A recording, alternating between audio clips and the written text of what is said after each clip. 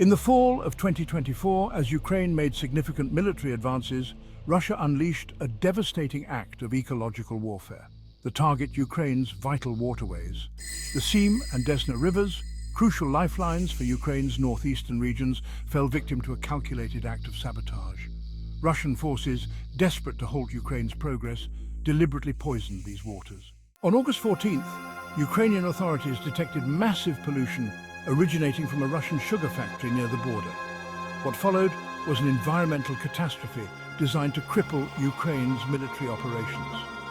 The contamination spread rapidly, affecting over 650 kilometers of river systems. Ammonia, nitrates, and unknown chemicals turned the water black. Oxygen levels plummeted, resulting in massive fish die-offs and the collapse of entire ecosystems. This ecological attack wasn't just about destroying nature. It was a strategic move to disrupt Ukraine's supply lines, impede troop movements, and demoralize local populations supporting the war effort. The polluted rivers created a natural barrier, complicating Ukrainian military logistics. Clean water sources, crucial for troops and equipment, became scarce. Local communities, once supportive bases for the Ukrainian army, now grappled with a public health crisis. Ukrainian authorities scrambled to respond, banning river usage and implementing emergency purification measures, but the damage was done.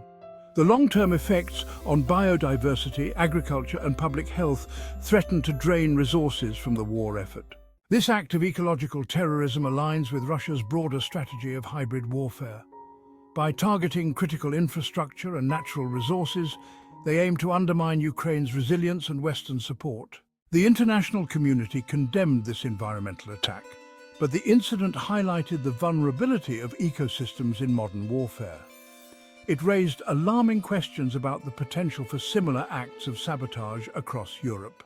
As Ukraine fights to reclaim its territory, it now faces an additional battle, restoring its poisoned rivers and protecting its natural resources from further attacks.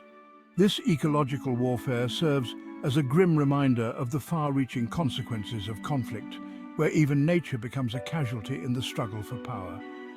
Please share this with a friend who should know, like this video to help us bring you better and relevant news, and subscribe to our channel for further updates.